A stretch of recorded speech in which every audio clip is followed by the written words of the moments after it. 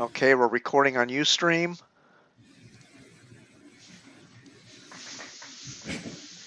And the notification that we're live just went out, I think. Yep. For Facebook, yes.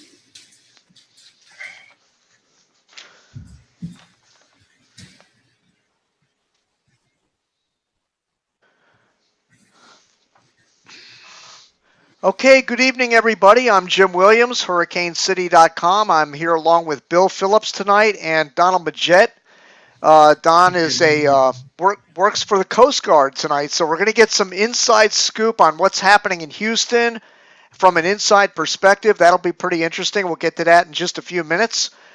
We have an ongoing disaster in Houston, and this has been going on for days. And I have to be honest with you, I've been clear about what I do for a living. I'm a paving contractor. I'm not a hurricane tracker as a profession.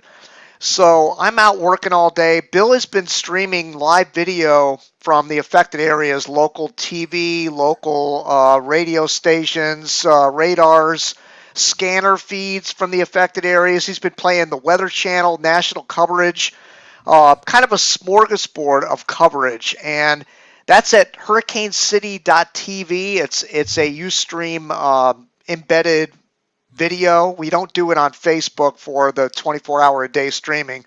The Facebook is reserved simply for landfall events and big time events, and we archive everything and make it available on our archive page. But tonight what we're here for is discussion on Harvey. So we'll get to Bill and Don in just a minute. Let me give you the latest on what's happening with Harvey. This is an ongoing day-by-day disaster.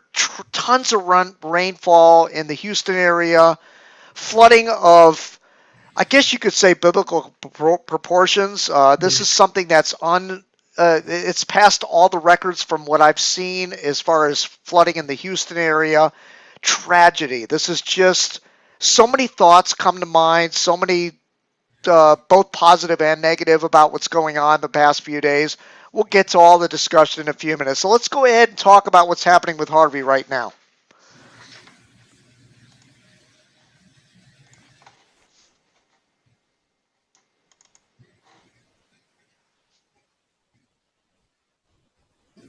Okay, here is our panned out view of the Atlantic Basin. We have potential tropical depression number 10, which is no longer an entity. The National Hurricane Center has written the last advisory on this, even though I know it's affecting your area tonight, Bill, with some gusty winds and everything. It's pulling away from the coast, and it's not expected to become a tropical storm. It's going to pass into the North Atlantic south of my number one pick, Sable Island. Go figure. Not going to hit any land masses, head out to sea. So we're going to watch the East Atlantic. We have an Invest 93L out there near the Cape Verde Islands that could become the next named storm, and the models are kind of, we'll talk about that late in the show, what's going to happen with the models, but they're projecting there's a chance this could affect the United States, and that'll be just when we're getting done with Harvey. So it's like we're not going to get a break from this, and I think that's going to be in about 5 days from now. We're going to see a threat for the islands, and then after that it'll be potentially the United States. We'll have to wait and see what happens. So let's go ahead and load up the public advisory on Tropical Storm Harvey as of 8 p.m. Eastern Time, 7 p.m. Central, 85 miles south of Port Arthur, Texas, 85 miles south-southwest of Cameron, Louisiana. Maximum winds 50 miles an hour, so they've been bumped up just a little bit. I think it was like that at 5 p.m. actually. Pressure 994 millibars, 29.36 inches. The system is drifting to the east at 6 miles an hour. So it's still not moving very fast at all. So let's go ahead and show you the... My chair goes 5 miles an hour. Yeah. My I'm sure you could outrace this. As fast as this thing's moving. Yeah, you could outrace this, no doubt. All right, here is the current position of Harvey. Let's pull up the zoomed in map. This is using the HurTrack program. And there, the yellow circle would indicate the wind field of Tropical Storm Harvey. And notice it's a large wind field still. And there's the past track. You can see it zigzagged all off the coast and is drifting away from Galveston, which is kind of good news because the rainfall has lightened a little bit in the greater Houston area, and mainly the rain is now up in western Louisiana and up in the Beaumont area. They've had some flooding issues up there. So let's go ahead and animate this. And here we go into the future. Here we are, 7 o'clock, 8, 9, 10 p.m. It moves on shore at the Texas-Louisiana border. Still a tropical storm, 45-mile-an-hour winds, and then it finally becomes a tropical depression tomorrow morning around 9 a.m., and then it moves inland through northern Louisiana, and that is it. We're done with this thing. It's enough. I mean, I have never seen a system like this, Bill. I don't know if you have. That just goes on and on and on for days. This is just ridiculous. Go away. I'm done. I'm done with you. Go away. So here it is one more time. Let's look at our animation.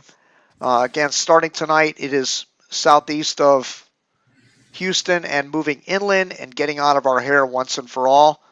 So that's it for that. That's the end of that share. Let's go ahead and go over to this other computer and show you a quick radar, and then we'll get on with our show tonight. There will be no fourth act, we promise.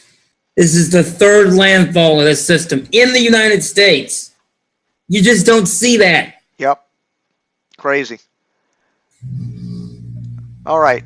There is our current radar of the Houston area, and you can see that just to annotate so you got kind of an idea of what we're looking at here. Here is the Houston area right here. And you can see the rain is really starting to taper off. It's light greens, a little bit of yellow in there. That might pinwheel in. I keep using that word pinwheel. I got to stop that. That's for major hurricanes. Rotating in. Rotating in from the northeast, light wind, light rain over the Houston area right now with a sprinkling of yellows. But look at the moisture flow coming into western Louisiana and the Beaumont area. Just heavy amounts of rainfall. So that'll be the next thing. They're saying that there could be heavy rains in Louisiana. They've been having some problems with the pumping stations, so now we might have another round of this yet, of more flooding and potential fatalities. This is still a evolving story, but the good news is it looks like Houston's going to start clearing out here tomorrow for sure. So that's our radar for this evening. And yes. If you're in Houston, you may see the sun tomorrow. And, that's actually true. They may see some sun tomorrow. That'll be a good thing, but it's going to take that water a long time to go down. It's just all the rivers are overflowing their banks. The levees are all tapped out. It's going to take days for this water to go down for a long time. Homes that are at the lowest elevation, you mean closest to the water, they said that they may be underwater for a month. There are homes that may be underwater for a month. That's just insane. Absolutely insane. So tonight we're going to talk about a lot of things. We have, let's just go through. I already kind of briefed you guys on what we're going to talk about tonight. First of all, you guys, Bill, you've been streaming. Outstanding job. Bill Phillips has been streaming all of the local media on hurricanecity.tv for about, 4 days now? 5 days or something? I've lost track. Well, the first day was a practice day for new equipment, but I think it's been like 5 days consecutive. 4 or 5 days. I've lost count. Yeah, completely crazy amount of days. I mean, normally we do 2 days, maybe 3 in the aftermath, but this has been ongoing.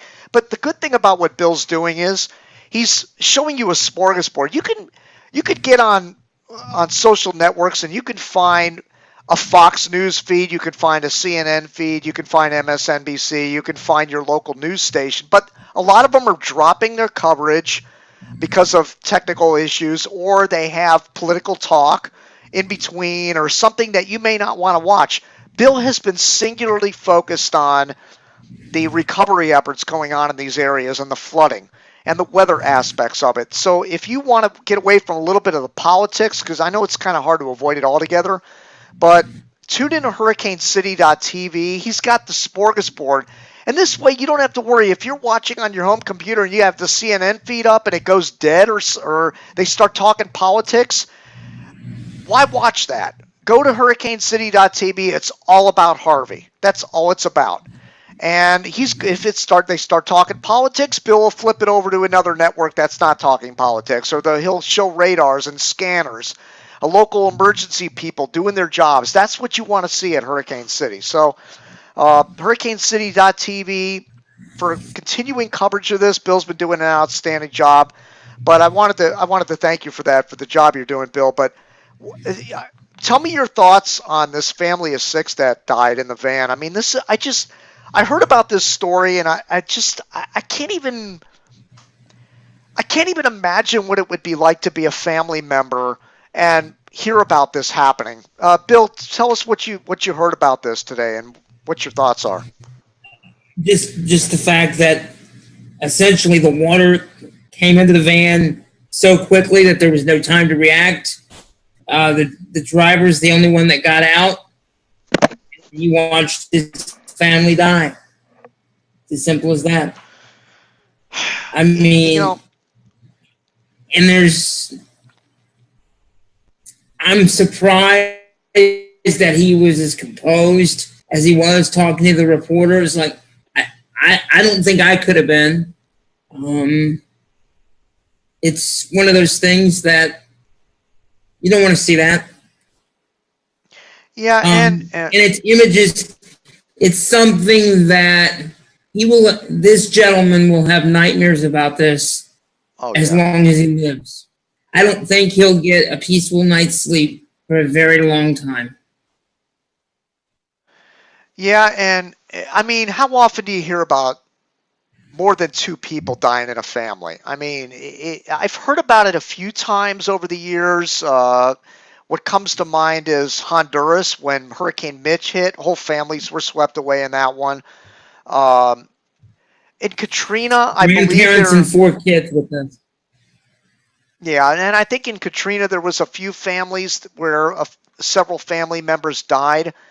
But to see almost like your whole family die is just boggles the mind. And, and then that gets to the whole comment about whether they should have evacuated or not. And that opens a can of worms when you talk about that subject. I have a whole lot of thoughts on this tonight, but, I was watching CNN earlier, and they had Erin Burnett on there, and she was interviewing Representative Sheila Lee, who is a local representative, a Democrat, and she was asking her point-blank question. She kept asking it over and over, is the area safe? How do you answer that question when you have waters rising everywhere? And the problem is if she came out and said, no, it's not safe, you got to get out, then you got people, again, trying to get out of areas that the water might be worse a block or 2 away than where they're already sitting. It's kind of a hard question to ask somebody. And then it's the finger pointing thing. It's like, well, you said not to leave or you said to leave. Either way, you lose. It's the media's politicalization of everything. This is not a time for politics. She was out of line on that line of questioning. And I keep hearing the mayor being asked, if you were to do this over again, what would you do? And he keeps repeating over and over, I would not evacuate 6 million people from Houston because you'd have gridlock on the roads. You'd have people die on the roads. We saw that with Hurricane Rita. What do you think? You're in a lose-lose situation. I mean,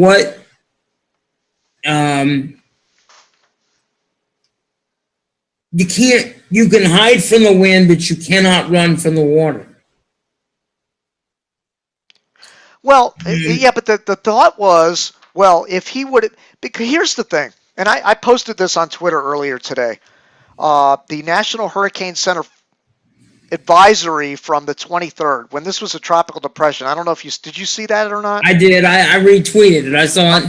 Okay, good. So The National Hurricane Center, when this was a tropical depression out in the Gulf of Mexico, said clearly, when this hits land, it is going to be a prolific rainmaker. 20 plus inches of rain for the areas impacted on the Texas coast. And they didn't specify which areas. They just said the entire Texas coast was subject to 20 plus inches of rain. Then as it got closer, I remember the models and the National Hurricane Center forecast stating this is going to linger, it's going to spin around for days, it's going to drift north, and there's going to be record amounts of rainfall. I mean, huge amounts of rain. How people can claim, regardless of what the mayor said, let's just put that out of, if you live in Houston, and you know when you're in a low-lying area, which most of Houston is. Now, I'll give people a pass that have never been flooded before. Even in the worst flood situations, they've never been flooded. I'm going to let them have a pass. But the people that were flooded in the Allisons, the Alicias, the hurricane, I might be missing a few storms here. I know we've had a whole bunch of them that have hit Texas and have caused huge flooding problems. So people that have been there for any number of years know that the area is susceptible to flooding. You don't need anybody to tell you to get out. If you're in a low-lying area, you should have gotten out, and that could have alleviated a lot of the people that are stuck behind now that are being flooded, because some of these people never get flooded. So I understand their flight on this. I get it, but the people that are normally in low-lying areas and always get flooded, they should have been out of there. They shouldn't wait for anybody to tell them. The mayor or the governor or the president or anybody else shouldn't have to tell people to get out. Those people know better than that.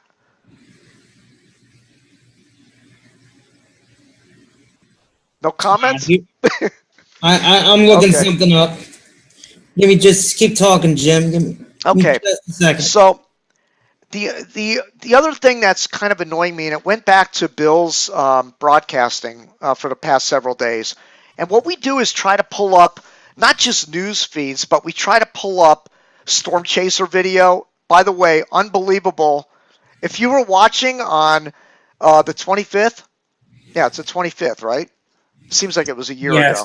Seems like a year ago. Yeah, the 25th was just unbelievable. And Bill and I were mentioning it. We've never seen live video like this before. It's enough to make you grab the seat of your chair, sit up and go, oh my God, what are we dealing with here? I guess you guys are doing a screen capture on the... There's that tweet that you referenced earlier. Yes, appreciate you showing that. Yeah, that was my tweet from earlier today. I think it was today. It is.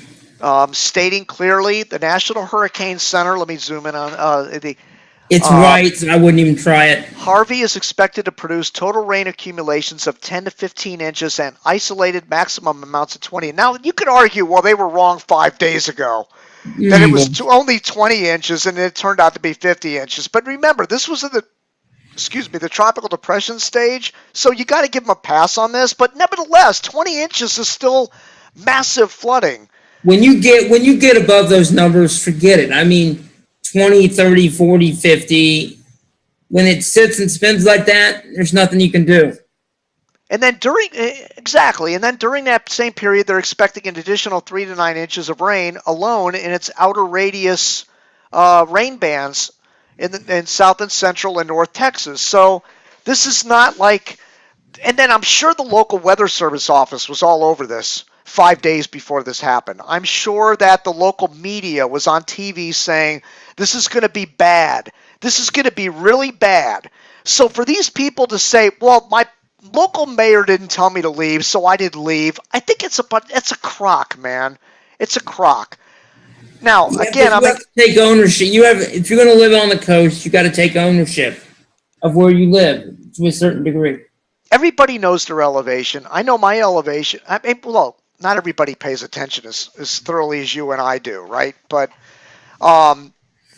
you still have a general idea. Like when you move in a neighborhood, your neighbors are going to tell you, hey, back in Allison, we had water up to our waist, or this whole neighborhood went under back in Hurricane fill in the blank, right? I mean, people know, they talk. I mean, there's rumors, there's old news stories. I mean, you could find out if your area has been flooded before, and you know just by garden variety thunderstorms whether your area, the water piles up quickly. Bill, in your area, I'm sure. when you get a heavy rainstorm, you know what areas in your neighborhood flood, and then you think, okay, if we get 10 inches on top of this, I might be in trouble. Or, you got to have some idea, right? I know if we get 15 to 16 inches of rain, unless my friend here brings his jet ski or his Jeep, I'm going to be stranded back here for a couple days. Right. Just as simple as that. Right. All right. We're going to get to Don in just a second, Don. But one more thing I wanted to touch on is the not for live broadcast stuff. I made a tweet also, I think it was yesterday, about this. I was really pissed because apparently Jeff Petrowski's video was very popular among storm chasers. Everybody saw him watching buildings coming apart and debris flying in front of his face. And he was live on Periscope, and we were streaming it live on hurricanecity.tv. So apparently everybody saw this, and they're like, I got to get down there now. I got to get down and cover this thing. It's like, okay, this is the way I look at it. If you were there for Harvey's landfall, right? I think you earned the right to go cover the flooding up in Houston. So I'm not holding this against anybody that was already there covering the landfall of this thing. What I have a problem with are all these storm chasers coming from up north, and they're converging on Houston, and they're putting up these live video streams as though they're covering the storm. And then and that's okay, but then they put on the screen, not for live broadcast. Go home. Just go home. If you're not going to allow the media to tap into your stuff unless you're getting paid for it, go home. Just go home. I have no use for that kind of crap. It sickens me. Bill and I have been doing this Bill's been with me for 13 years doing these live shows. I've been doing it since the late 90s. Every time I've either been in a hurricane or I've covered a hurricane, I've never had a post up on my thing saying you're not allowed to rebroadcast this. I know there are people on the internet that do this, cover these things, but the mainstream media, I understand there's money to be had there, and I get that. But a guy like me that's doing this on the internet, when Bill and I are doing these shows together, right? Are they going to say to us, seriously, you're not allowed to stream our stuff? Like, what do they hope to get out of that? I mean, what are they going to? We have no money coming into Hurricane City. I mean, this is all labor of love at this point.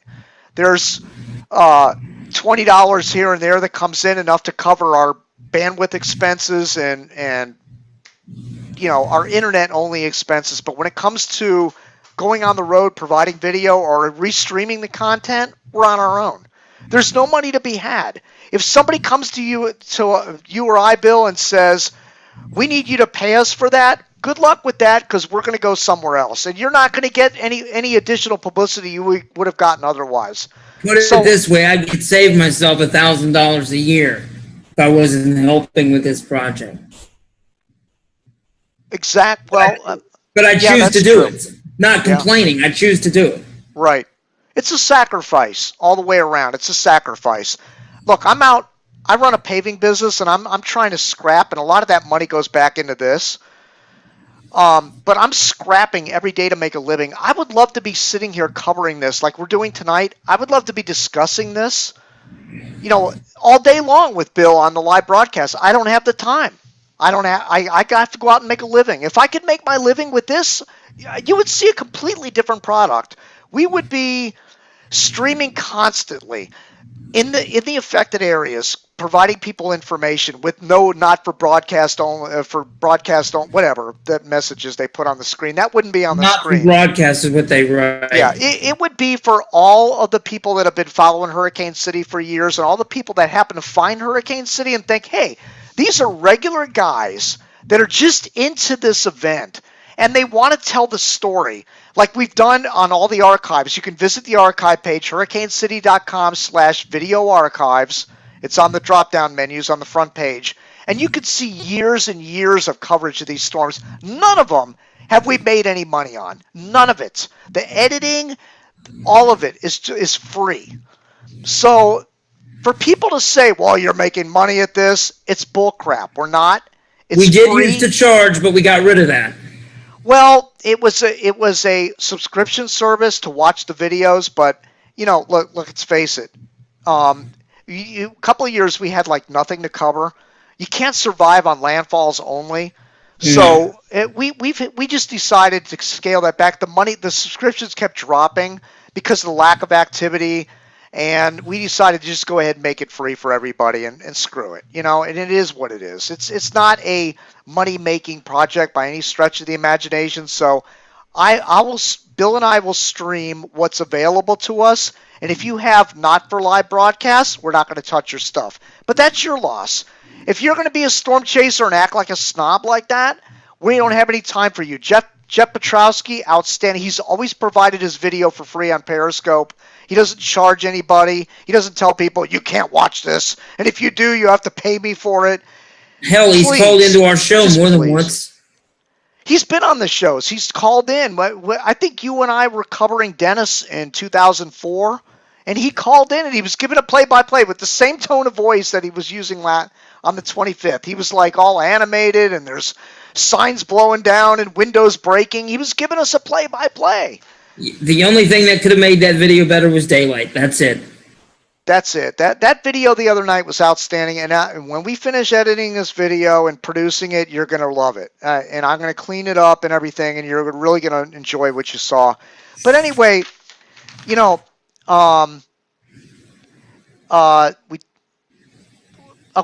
is the anniversary of Katrina, of course, and that's why this makes this so much more probably a bigger story, as it's right around the anniversary of Katrina. But I posted a story also on Twitter today about the difference between Katrina and Harvey as far as the flooding. Like the New Orleans thing, that was a overtopping of levees, and they collapsed and the water suddenly rushed in.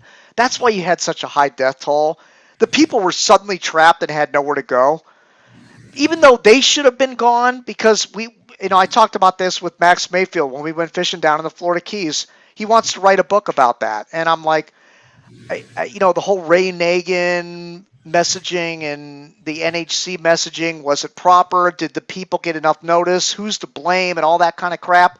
I still say, when you have a Category 5 heading to your area, and you're in a low-lying area, are you going to sit around and wait for a public official to tell you to get out? That's like if a tsunami was heading for your town. You're not going to wait for any government official to tell you to get out of Dodge. You're going to get out of Dodge. Like, this blame game is ridiculous. It's crazy. And I told Max, I said, you know what? You know why those people didn't leave? Because they wanted to protect their television sets, their belongings, their pets and animals. They're one of the same, of course, pets. No, you're right. They wanted to stay behind and protect their stuff. They didn't want to leave. There wasn't any government official that was going to tell them to leave, and they would have said, oh, you know what? The mayor says to leave, I'm getting out. There might be some people like that. I mean, I don't want to downplay the effects of a government official telling you to evacuate, but it's on the individual. We got to stop with this. Everybody's responsible. The National Hurricane Center, we see this every year. They go and do these tours all over the coastal areas of the U.S. They go all over the Caribbean. They bring their Hurricane Hunter airplane down there, and the Air Force does, and they let people tour the airplanes. It's all about preparing, telling people what the dangers are. Rainfall kills more people in hurricanes than any other thing. Storm surge. The wind is the least. But we glamorize the wind, but the water is what kills everybody. And the National Hurricane Center preaches this. Every off season, they're around everywhere, telling people you have to get out when these things come. And Bill, you and I have talked about this. This is why we don't talk about preparedness a lot, because it's like you're preaching it's deaf ears. People don't listen. They don't listen. I did one post for your Facebook page where I urged preparedness for this event as Harvey was intensifying, but that's it. You live in a hurricane area. You should know what to do, and if you're new, learn. Well, even if you're new, look, the media was all over this story for days. They were telling people 30 inches of rain, 40 inches of rain. I mean, I don't know about you. You're thinking, okay, that's a lot of rain. Like, if I'm in it, See, I'm at 15 inches elevation here in Delray, so I know 15 feet. when it rains, I mean, we get flooding rains and the water disappears in like 15 minutes, so I'm not in a flood zone. But if you're in a flood zone, which you should know when you buy your property, by the way, they tell you whether you're in a flood zone, you know you're in a flood zone, and you got to get out. It's as simple as that. There's nobody to blame here other than yourselves, really. I mean, even, I've watched hundreds of rescues over the last 3 or 4 days. You've still got people back there in these areas that they'll literally tell the rescuers, "I'm good." They don't want to leave. Exactly. Yep. They were saying So they were coming to rescue him, and they're like, "Oh, I'm going to wait for a little longer, when the water gets up to my neck before I get out." Like, come on, man. It just makes no sense at all. But you're never going to figure out human nature. It is what it is, and this is why I don't harp on preparedness on these shows. We talk about the storms. We talk about the potential, what they're going to do. But telling people to get out versus not telling them to get out, that's up to the individuals. I mean, if there's a lion, if you're out walking in the woods and there's a lion, or you see a lion in the distance, maybe the lion doesn't see you. You're not going to walk toward that lion, or you're not going to draw attention to that lion. You're just going to get the hell away from that lion. That's like a hurricane. Like, it's a lion that's ready to bite your head off. Why would you sit there and allow that lion to come and tear your head off? You know it's coming. See it time and time again. Although the death toll with this has been low. It's been low so far. We don't know when the water goes away and they start getting in all these structures if they're going to find a lot of dead people. They found a lot of dead. This is one reason you may have to do the archive and then wait to release it until we know the final death toll. Exactly. We've seen that happen before, too. The death toll rises well after the disaster. Like, they were still finding bodies in New Orleans after the water was pumped out because they couldn't get in there and get in all those houses. Yeah, I mean, you're going to have houses that are full of water for a month. What if somebody didn't get out? The body's going to lay there. Yeah, how many people crawled into their attics and couldn't get out? They thought, well, let's crawl in the attic. I've heard that works. Well, what are you going to do if you can't get through your roof? You're screwed. I mean, you're dead. Yeah, you're dead. You're dead. All right, and then finally, the FEMA thing. I've heard some comments like they're not at the evacuation shelters. They're there, but they're not. Maybe people expect more from FEMA. What's your opinion on the role of FEMA, and what have you heard about whether they're doing a good job or not? FEMA is getting on the ground. This is certainly a lot better than Katrina. Look, you're not going to make everybody happy. I don't care what you do. They're doing the best they can. Yeah, that's true. I mean, the government can never completely fill the void. They just can't. And it's not the government. You live on the coast. To me, it's not the government's responsibility to constantly bail your ass out. Well, that's why if you live on the coast, you need to be hurricane savvy and aware of what's coming and what the dangers are. And apparently this just keeps eluding us. How many years do we have to do these stories of people dying and they have days notice? It's not like they're sneaking up on you like a tornado or something. It's maddening. It's maddening. I mean, if you want to criticize NHC for their intensity, fine. I can see that, but that's it. That's the only thing you can criticize them on. But I mean, regardless of whether this is going to be a Cat 2 or a Cat 4, the results were going to be the same. It was going to be a sponge dumping tons of rain. Yeah. So the excuse that it hit as a Cat 4 and that's just a horse shit excuse. If it was a Cat 2, the results would have been the same. It would have been this much rain. So that's an excuse. It's an excuse. But anyway, Donnie is new to our team here, and Donnie's joining us tonight with Bill. Don is in the Coast Guard, and Bill and Don are going to be chase partners this year or for the foreseeable future. If we can get out. Yeah. If we can get opportunities to get out there and, we're generally thinking from New Orleans to maybe New Jersey or something as our range of coverage. The Texas thing is it's too far It's too many 2 days days. to get there, 2 days Yeah. to get back, plus storm coverage, plus expenses. Just too far. Yeah, too much money, too far, too many days, too much uncertainty. It's really hard to do Texas or the Caribbean or any other. But we get the Southeast, the Mid Atlantic, maybe even the Northeast and the Northern Gulf. We can cover those areas. And Don's going to be a huge help this year. So Don, the first responders, man, I mean, they have just done an outstanding job. This is, of course, the Coast Guard is always outstanding. I mean, look at Katrina, how many people they rescued off of rooftops. They're back at it again. So, Don, first of all, how long have you been with the Coast Guard, and what's your role with the Coast Guard? First of all, Jim, I've been in the Coast Guard actually a total of 14 years now. Nine of those on active duty, 5 in the reserve. I'm still currently serving in the reserve. Okay. I don't play Coast Guard every day, but I do it 1 weekend a month and 12 days out of the year. I'm an E5, a second class machinery technician. Most of my background has pretty much been all small boats, stations, pretty much doing search and rescue, homeland security, defense missions, which was, of course, a lot of that, of course, was done, especially back during Operation Enduring Freedom and Operation Iraqi Freedom, protecting military assets and, government assets here abroad within the, or not abroad, but here within the continental United States. Done, of course, maritime law enforcement. Even worked with a unit down in Mobile, Alabama, actually, that does environmental hazmat response. They're part of the National Strike Force. They actually are on scene. Some of their members actually right now, to the best of my knowledge, down there in Texas.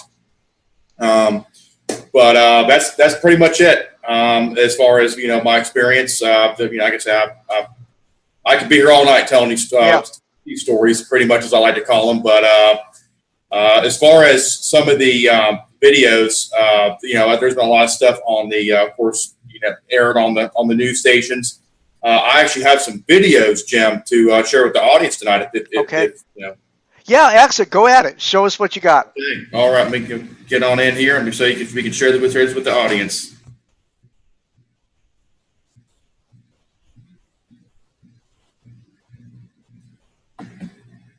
Donnie, how old are you?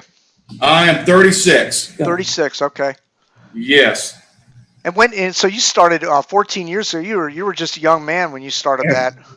Yep. I came in at the age of 22, and I've been in 14 years. Now while we're waiting for this video, did you do any Katrina stuff or? I was not present during Katrina. However, I know plenty of members that were. I actually was on active duty at the time back in 2005. I was stationed in Wilmington, North Carolina. And I was not there, but I knew because the fact that the mission that we were doing there at the time was a Homeland Security defense mission, and there was such a high, we could not afford at that time really with our op tempo going on, we could not afford to send any of our members from our unit down there. But some of the outer line units, surrounding units that in the area, they had sent some members down there, and my God, their stories were just absolutely amazing. But really, and I think we're seeing a lot of this in Texas too. The community's pulling together, and we're really making things happen, and it's just absolutely amazing. All right, so we're ready to see your video here. Now, these are what's the first video we're going to see here? First video here, actually, it's aired by CBS News, and it's actually about the Coast Guard. Some of the missions that they've been doing, and actually it's an interview with actually the. It's not going to allow it. Not over AirPlay. Some videos won't allow. That's why I wouldn't do the audio. Just skip that one. Okay, all right. We won't be able to do that one. Sorry, Jim. Okay. We'll not be able to do that one, but we do have actually some pretty good videos here. Earlier I was looking at this. Is actually a Facebook page I'm a member of called Coast Guard Veterans. They've put on some really good video footage of some of the current rescues that have happened right now, and in the area. What were the 3 you had earlier? Actually, here's one right here. This actually is from KHOU 11 News, and it's showing various boats out and about in the area. One of the major flooded streets, and you can even see, of course, a Coast Guard helicopter H-65 Dolphin up in the corner there. Yep, I see it. Flying across. Really a joint concerted effort to rescue as many people as possible. Keep in mind the Coast Guard is very busy right now, so they have a lot going on in that area. Don, let me ask you. Let me assets from other areas as well to come in and help. There's a rescue video from a residential area.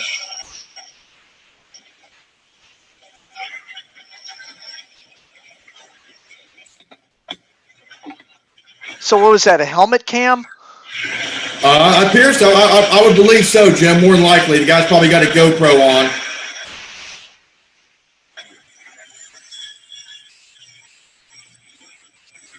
Sometimes they'll just drop the basket and you climb in. That's what I thought. That's pretty much it. Yeah. They got it ready there, and now they're about ready to hoist it up. I mean, now Jim, just look at how much water you're looking at there. I mean, you're looking at that garage door. I mean, that's probably easily a couple feet of water right there.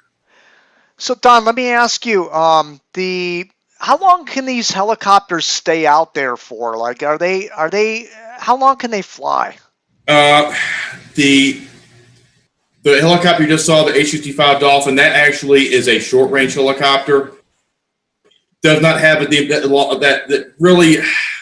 Honestly, I don't know that. I know that they've changed the engineering specs on that aircraft over the years. I think it can go a little bit longer of a range. I think it used to be. I think it had a max range of 150 nautical miles, and that was it. But I do believe that has changed. The exact specifics, I don't know. I can look that up. Now, the H-60 helicopter, which I'll just pull up a picture of it and show it to you, is that right there. That right there, of course, is a medium to long range recovery aircraft right there. That, of course, can go a lot further. And as you can see, up there on the upper fuselage, it says Mobile. That helicopter came over from the Aviation Training Center and Air Station in Mobile. So, like I said, they have been pulling Coast Guard assets all the way from all the way up in Michigan.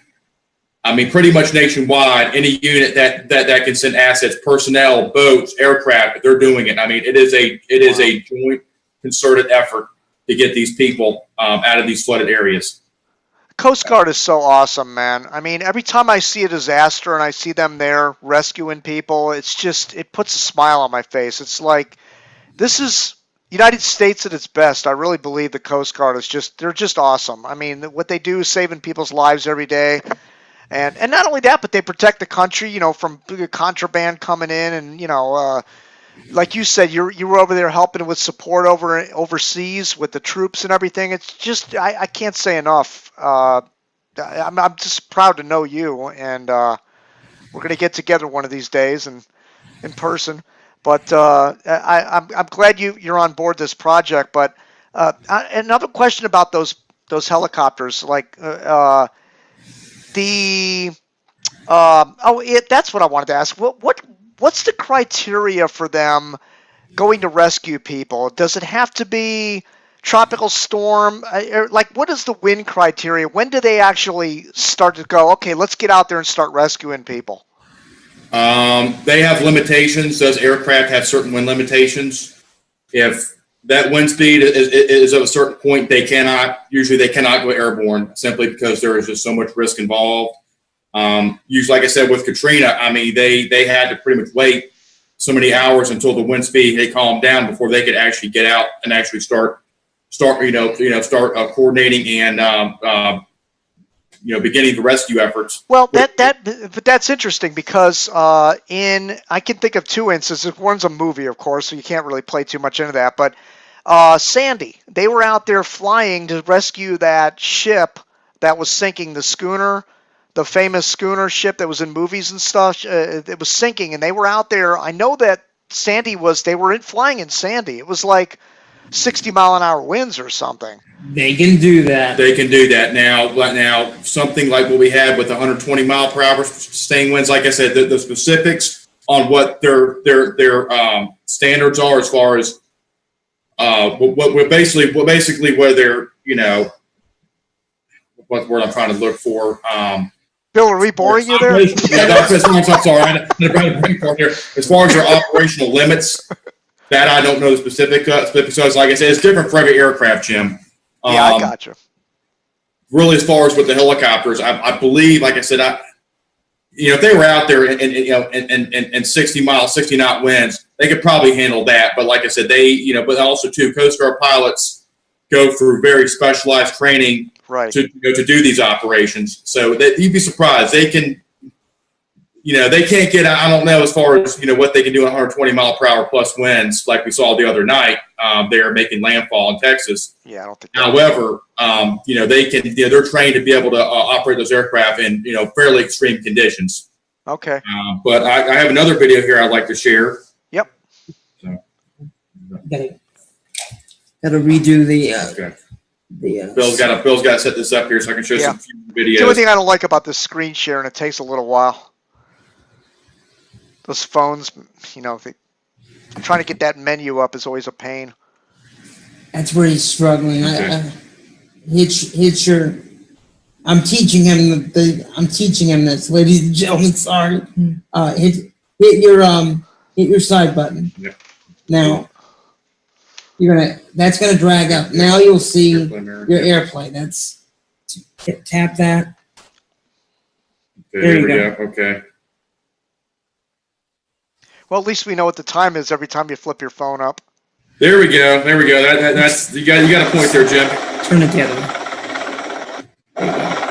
As you can see, it's a rescue in a residential area. And then this is current, right? This is what's going on right now. This happened over the past couple of days.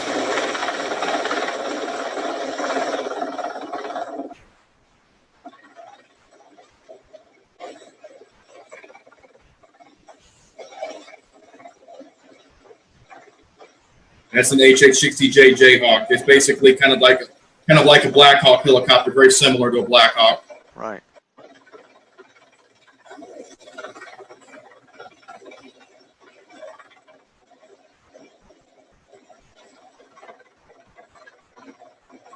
Have they ever had? I always notice it's a basket for one person, and I've seen instances where there's like 4 or 5 people on the ground in very dire situations. Can't they make a basket that's big enough to put like 5 people in it at a time and lift it up? Best of my knowledge, Jim, no. They usually only have that one basket right there that they use. Here's another pretty good one right here. Here's a video. Actually, this right here should definitely show you. This is in Dickinson, Texas. Share this one. Now look at that. People out there in full-size boats. Right.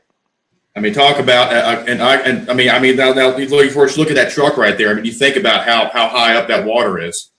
Yeah. So doesn't the Coast Guard have boats that can go in shallow waters like this? Yes, they do. They actually, of course, we have a fleet of what we call flood punt boats. And of course, as far as any operations or any of the coastal areas, stations, they have their regular asset boats operate, standard operational boats that they use. And actually, here's another one right here. My God, I keep coming across more and more of them. But here's another show 'em. one too. Let's go.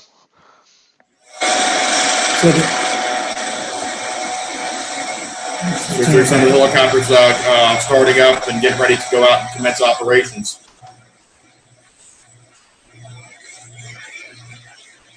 Actually, looks like they're bringing back some. Looks like they just landed. Yeah, I just landed, bringing back some flood victims. So where are these helicopters coming from for this rescue mission? Are they local? Various. Actually, some of them are at Air Station Houston, Air Station Corpus Christi. Air Station Mobile, Air Station Mobile, Air Station New Orleans. I think they even brought some over from Air Station Clearwater, Air Station Miami. They're using everything. They have provided assets for just about every at least most stations have provided an asset to help out. Like I said, it's a really well done joint concerted effort. And here's another video as well that I'll share. My God, Jim, it almost reminds you of Katrina in a way, doesn't it? Yeah. Just looking at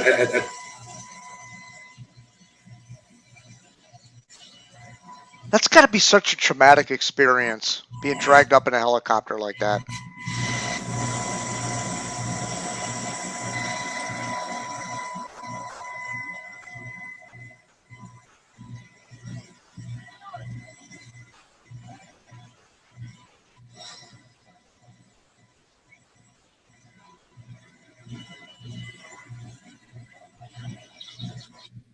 And I tell you, Jim, the one thing that I got to definitely give it to most of these air crews is you're talking about air crews who you may have a pilot, some air crew members, a search and rescue swimmer that may have never worked together before. Yet through standardized training, they all know how to operate.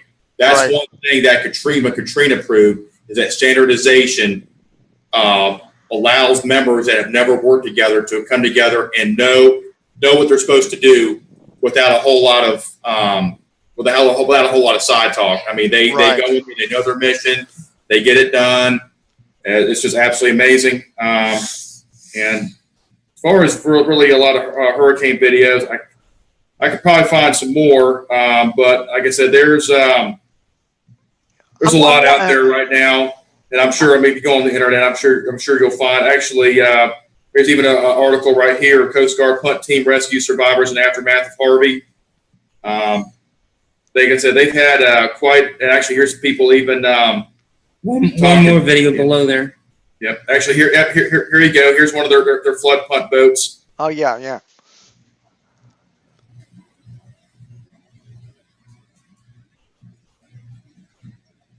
Oh, it looks like my truck.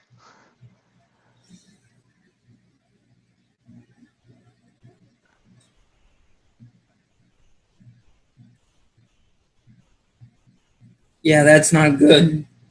No. War Eagle. Auburn, baby. That's where that War Eagle comes from. Yeah. I'm an Alabama fan, but oh well. Hey, Wow. it's out there doing a good thing anyway. Yeah, we'll let that go. Let that one go. But yeah, they've but it's like I said, there's been so many videos that they've had. As you can see here, I mean, heck, there's even a well. Here's one more. This is actually some more of the helicopters right here. This is actually a little bit of. Yep.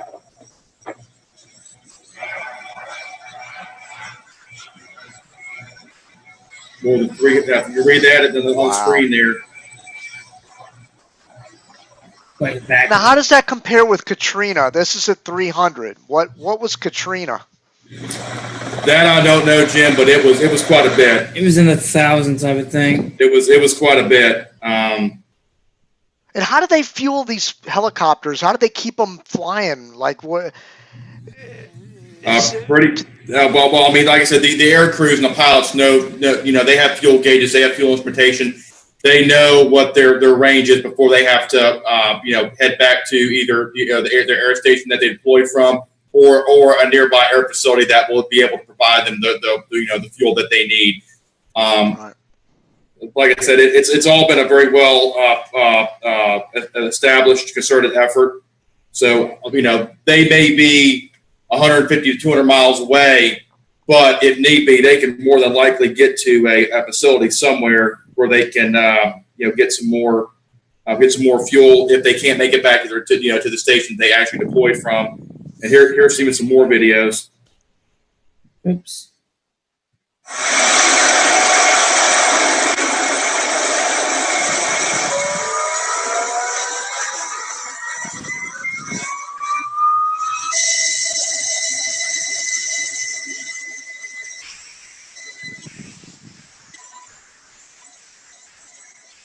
Do they carry food and water on these things for victims when they get up in those helicopters?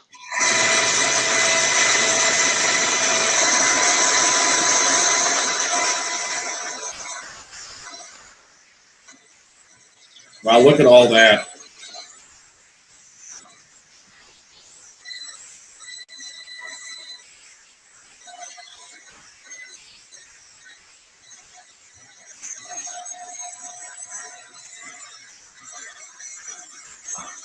I take it those guys are tethered that are lowering the basket down. Yes, there's one lowering the basket down, and more likely they probably have a Coast Guard search and rescue swimmer down there assisting the victims, basically prepping them and basically keeping them calm and instructing them on what to do once they get in the basket. Oh, I see. He's strapped to the floor of the helicopter, the guy that's handling the cord. Right. Because he'd flip right out of that helicopter with that kind of weight coming up. He can't. Air rescue is very. It takes a lot of training. I don't know if you remember. I'm sure Jim. You saw the movie The Guardian with Ashton Kutcher and Kevin Costner. Yep. Came out back in 2005. Actually, right about the time everything happened or about a year after Katrina.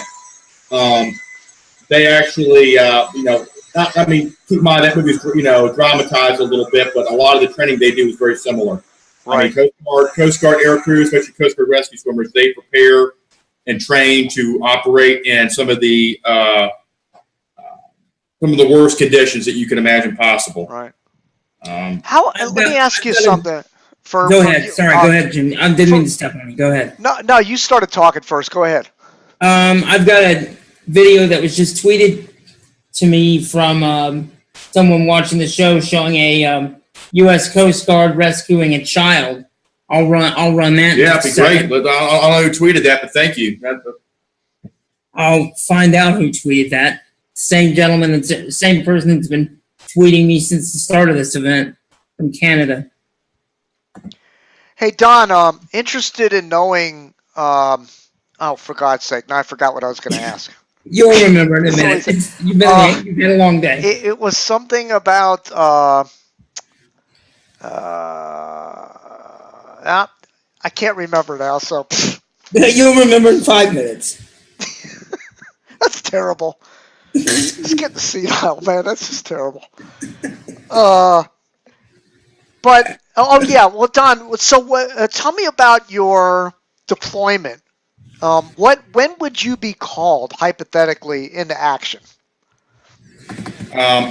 Really, right now, for a lot of purposes. Best I know, I know that they've activated a lot of the reserves down in District 8, which is where Texas. That's pretty much District 8 consists of Texas, Louisiana, Mississippi, Alabama, and I think one or two other states consist of District 8.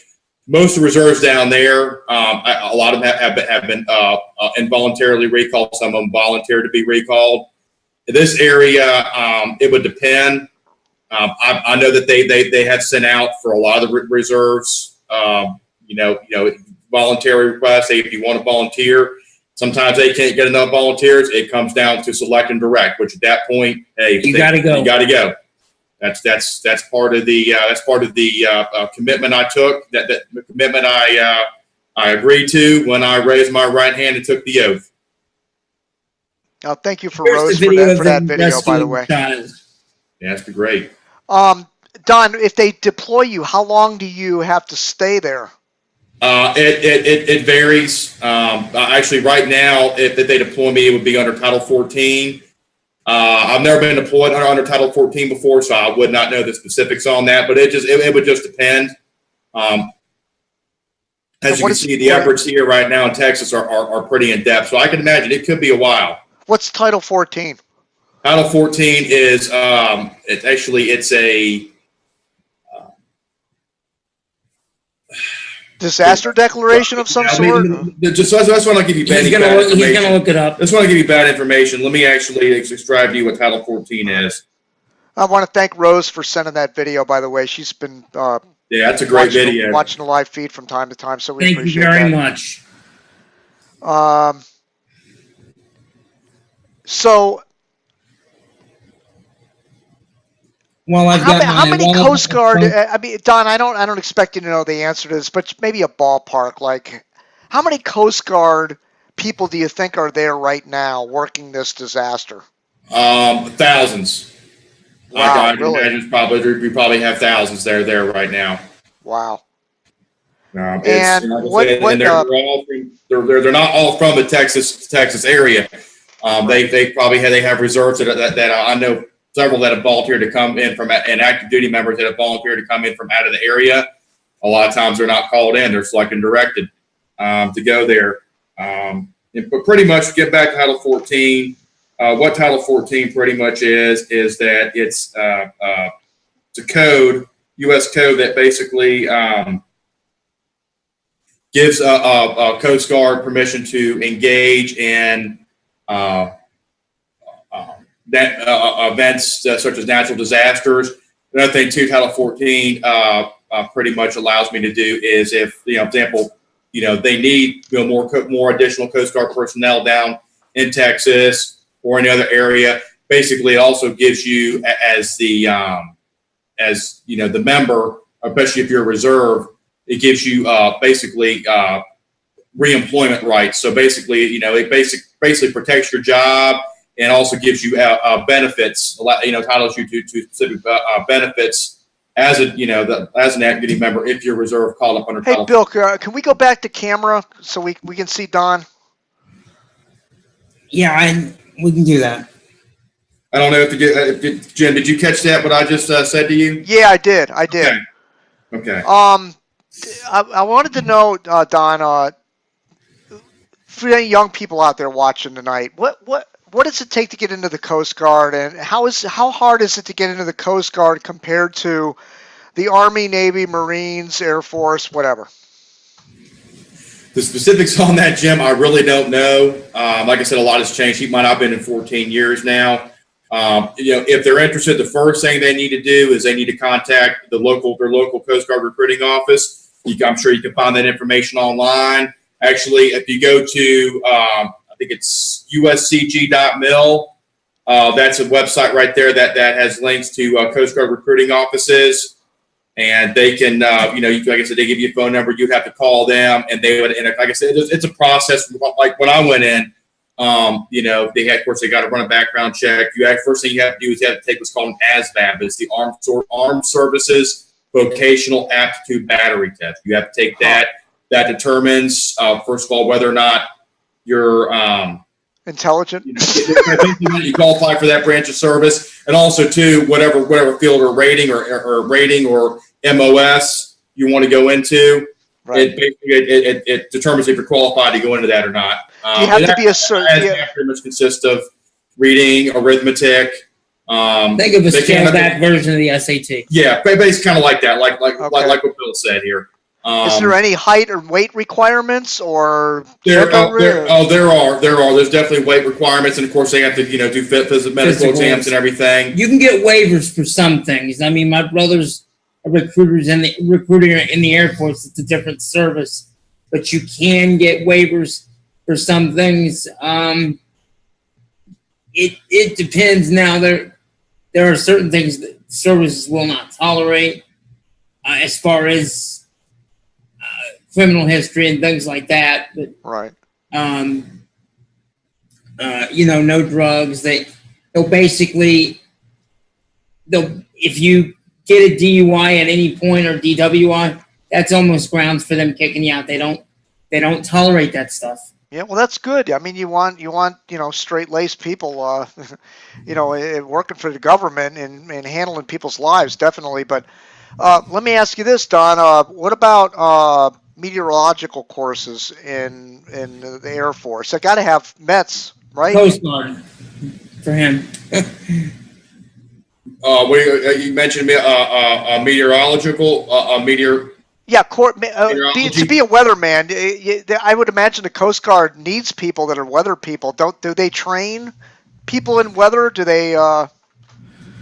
Because I inquired about that when I was in high school, and they did have meteorology at the Air Force, and not the Air Force, the Coast Guard. As far as a rating that has to do anything with meteorology, closest thing that I would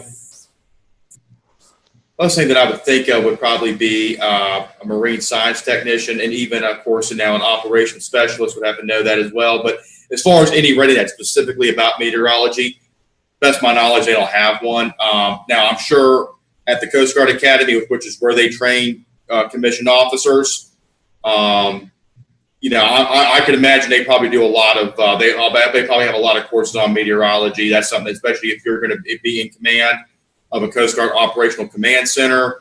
or commanding officer, executive officer of a Coast Guard cutter, you definitely would have to have definitely some knowledge on that.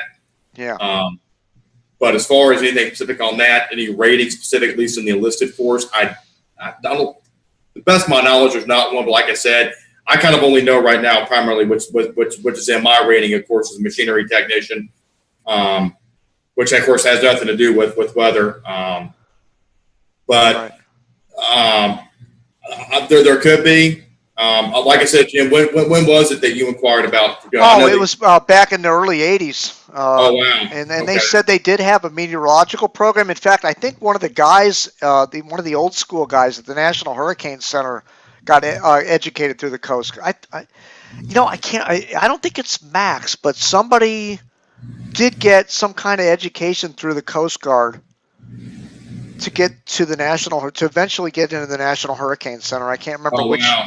Wow. It might have been one of the old guys like not Ed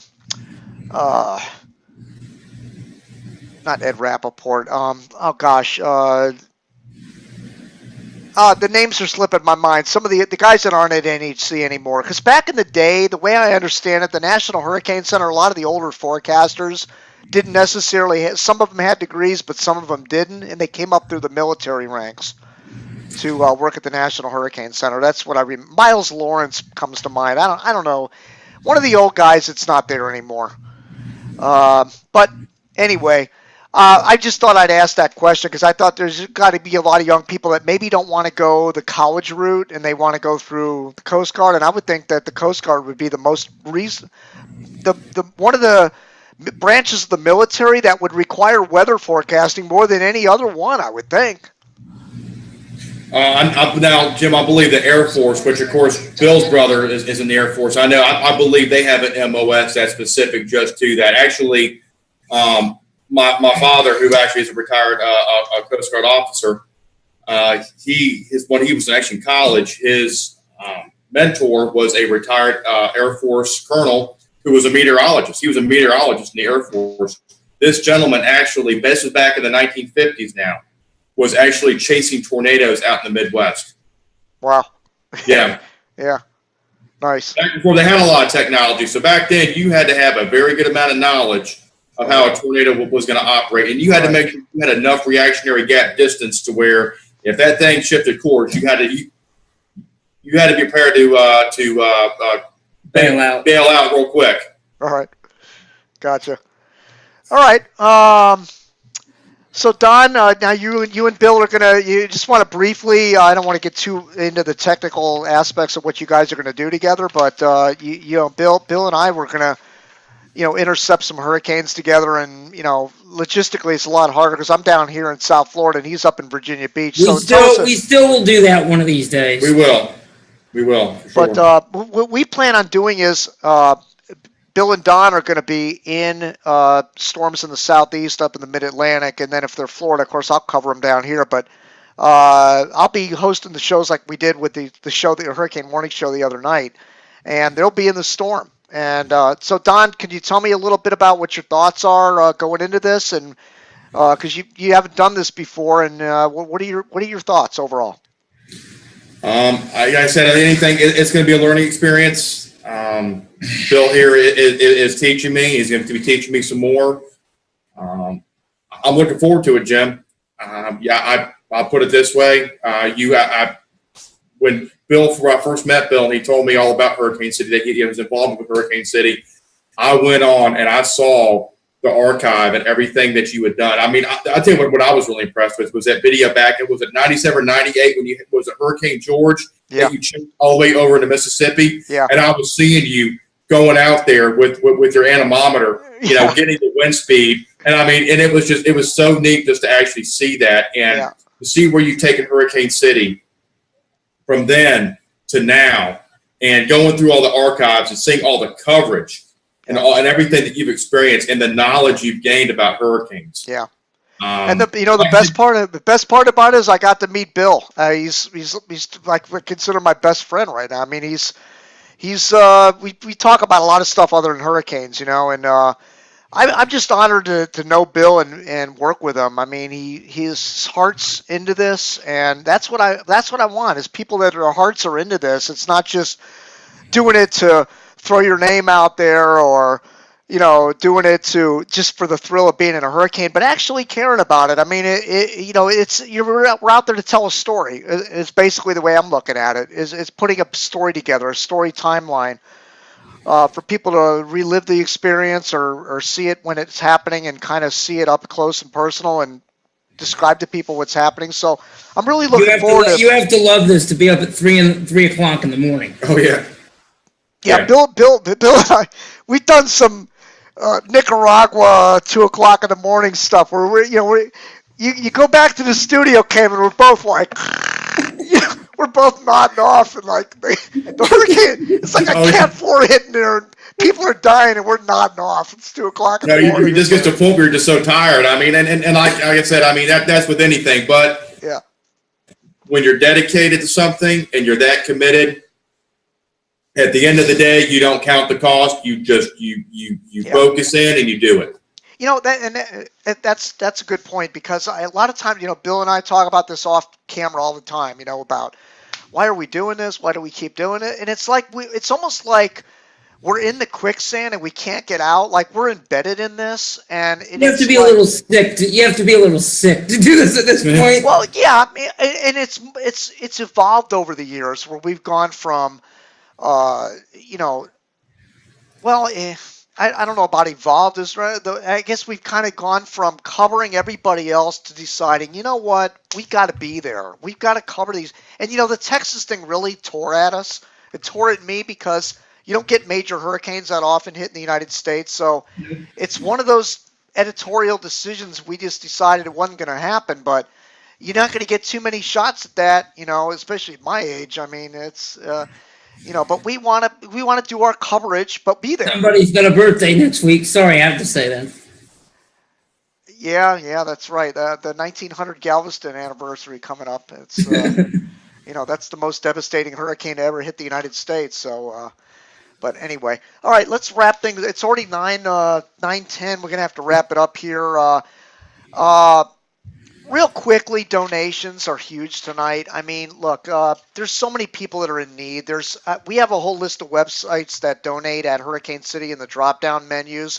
These are websites that I've linked to for years that I know that are reliable. I think we have Food for the Poor, which donates a lot to the Caribbean cities that are racked by hurricanes, but they also do the U.S. Of course, the Red Cross. 90999 text. And that $10 will go to Harvey, right to your phone bill. Right. Quick, painless, you won't miss it. Yep, it's a good idea. And also, I like the idea that, I don't know if you heard about this, the celebrities are now donating. Anybody that's rich and a celebrity, they're being pressed to donate $25,000 each. So there's been a bunch of J.J. Watt's already raised almost $3 million. Yep. So that the people need your help down there in these affected areas. So check the donation links at Hurricane City, and it's anywhere. Just donate any way you can. I mean, this is going to be a long haul for a lot of people. They're not going to be back in their houses tomorrow. There's going to be a lot of funding that's going to have to happen to fix this problem. And by the way, and I know the churches step up huge in this case, but that Joel Osteen thing today just drive me crazy. I don't know if you heard about what happened there. I don't know if that's. I can't believe he would do that. I don't know if it's true. He was claiming they were flooded, but then the media went there and said, no, there's no flood. It's just a parking garage. And then he changed the story and said, okay, now we're going to let everybody in. But meanwhile, other churches were already letting people in. I think that's just terrible. Like, what's that? I said, if that's true, that's a problem. That's a problem. Like, he's got a huge PR problem right now, and I know he's trying to make up for it by letting people stay as long as they want at the church and everything, but God, he's stepping it with that, man. He should have just opened it up right away. You're one of the richest churches in the country, like probably the richest. You got to let those people. You got to make stuff like you do stuff like this. That'll hurt you. Yeah. And as far as the federal government, and I don't want to politicize it, the federal government can only do so much. We know this. We've learned this through all these disasters. I don't care what the president does. I don't care what the governor does. I don't care what the mayor does. A lot of these private organizations can come in there and fill the void and help people, but the government can also help you, but don't expect them to do everything. They're not going to solve all your problems. If you're a business owner, you can get a small business SBA disaster loan. I got one for myself after Hurricane Wilma, so I know it's possible to get those loans. They have anywhere from $10,000 to $100,000 if you need it, and they're low interest loans. They'll let you have plenty of time to pay them back. Investigate SBA loans, insurance. I would hope. Bill, we talked about this earlier. Only 15% of the people have flood insurance in the Houston area. That's unacceptable. That's unacceptable. I mean, you live in a flood zone. You should have flood insurance. It's not that expensive. It's like average of like $400 to $700 a year. It's not that much a month. If you're in a flood zone, you should have flood insurance, and they'll compensate you for everything. From what I understand, they'll pay your house to get fixed, all your belongings. They'll even set you up in a hotel or whatever. You got to have flood insurance. If this hasn't taught anybody that you need flood insurance in a hurricane zone, if you're in a low-lying area, you've got to have flood insurance. You have to have it. Quickly, we've got about 15 minutes before the Facebook feed cuts out. What's 93L quickly? Okay, let's look at a couple of models here real quick.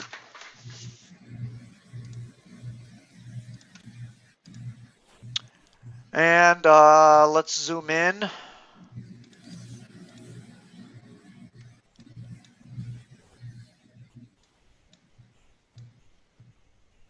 And here we go. Here is the map on the front page of Hurricane City. These are the best performers on 93L, and you can see that we have, they're all keeping it relatively weak at this point, but what's going to happen is by the way, for those of you that are new to watching the shows, we have at Hurricane City on the front page is a program that calculates, the best performing models on a 24-hour basis and displays them on the maps at Hurricane City. The red performer is the best, and so on and so on. And then the Euro gets calculated in only when we have named storms out there. So the Euro will not be in on the pre-models for the invests. But these are the best performers. So let's go ahead and check out the performing models, the regular model runs. And let's go to Levi Cowan's Tropical Tidbits and pull up the GFS on the long range for Invest 93L. And here we go. Now you see that number 10 moves out to sea, does not affect anybody. Bye-bye. And now we have Invest 93L. There it is, right where my mouse pointer is, right here, east of the leewards. And then what happens is, let's stop it. Let's go frame by frame. It's north of Puerto Rico, and it regenerates a little bit here. It goes through a weakening phase, and it's just north of, on my birthday here, on September 8th, it's just northeast of the Bahamas. And then it takes a dip back to the southwest. Look at this, right into South Florida, 961. Oh, not back into the Gulf. Come on. 961 millibars heading back into the Gulf, and that's like that's category 3 or greater. And then it heads up on the up toward the Big Bend, Florida area. So according to the GFS, this could be a Florida system. We're going to have to watch this very closely. Let's see what the European model is saying. And let's go to lower dynamics. I hate these 850 millibars. That always confuses me when I'm looking at the Euro on his site. So it's lower dynamics. Yeah, he has this, the default at 850 millibars, and that's kind of 5,000 feet up in the air, so it doesn't give you a true representation. Bye-bye, Harvey. Now here's Harvey is exit north, and then we have here is the European model. This is as far out as it goes. This is September 8th, the same exact place as the GFS. You very rare. That's almost scary to see them in lockstep this early. Yeah, so I'm not going to alarm on this yet. I got to see consistency. What we like to look for is the same run repeated like 3 and 4 runs in a row, and then you can say, okay, there's something to this. But the last run of the Euro showed it going out to sea, so I'm not buying this yet. And the GFS had it washing out over the Greater Antilles, so neither of these showed this position on their last run. So I'm not going to get crazy on this. Let's see what the crazy Canadian is saying here. This model is usually on crack. And there it is, 977 millibars just east of the. So this is going to be a. If all these models verify, this is going to be a huge media story. And Bill and I talked about this earlier. If that does happen, that could put Harvey at playoff scenario, and this could be the Super Bowl of the hurricane season. That's scary. There it is, right toward the Bahamas, 977 millibars. Wait a minute. What is? Oh, you missed it? Let me play Run that back. All right, so Harvey is out of the way. 90, number 10 is south of the Canadian Maritimes. Here comes. It's gone. Here comes 93. 996, 995, continuing to strengthen. Northeast of the Leeward Islands. This is going out September 8th, right there. It's closing in on the. Right there is the last frame, and that's September 8th, just east of the Turks and Caicos, 977 millibars. So that would be like a Category 1. And then there's another one behind it. Let's look at the nav gem, even though I hate this model. 19 after 9. Yeah, it doesn't go out that far. We got to wrap it here. But here it comes off the Cape Verde Islands. And you see it slowly moving its way across the Atlantic. And it only goes out to September 4th. But that also has it going west. So right now, none of the models are taking it out to sea anymore, which is a great concern. So we got to really keep an eye on this. We'll keep an eye on the trends over the next few days. Don't let these models alarm you tonight if you're living in the southeast. Just take in consideration it's just one run. Let's see what happens over the next 2 days with this, but things are looking interesting here. So that's it for tonight. Don and Bill, any final words before we part tonight? No, just stay safe, everybody, and donate and help the people down in Texas. They really need our help right now. If you can spare it, do it. Live coverage will continue at Hurricane City through Wednesday. I'll probably end it tomorrow night, but that's it. Thanks for all the support, and thank you as always, Jim. Yeah, keep up your good work on the broadcast on the media coverage for the next 24 hours or so. hurricanecity.tv, where you're watching tonight. Although, if you're watching on Facebook tonight, we don't do it on Facebook. It's only on our Ustream channel, which you click the logo at the top of the screen. It'll take you there, or you can go click on the TV set right in the upper right-hand corner of the site. That takes you to all the live stuff we do. All right, Don, any final words? Other than that, my final word is, Jim, is thank you for having me on the show. Thank you for bringing me on the team. Everybody, please bear with me. This was my first time actually being on the show tonight, so I was a little nervous. I probably should have kind of been a little better prepared. Jim threw some good questions at me, and I'm glad he did, because now I know there's more stuff I need to research. But I'm looking forward to definitely, getting ready to, start hopefully do some chasing here soon with Bill. And once again, Jim, thank you for having me on the show, and to all the fellow rescuers out there, all my fellow brothers and sisters in the United States Coast Guard, and other armed forces out there, armed services out there helping. Bravo Zulu, excellent job. Keep up the good work. Yep, absolutely. Excellent job, you guys. All right, Don. Great to have you on the show tonight. Hope you can be on more of our shows in the future. I really appreciate it. Even when we're not chasing, I'd like to have you on the show. That's nice.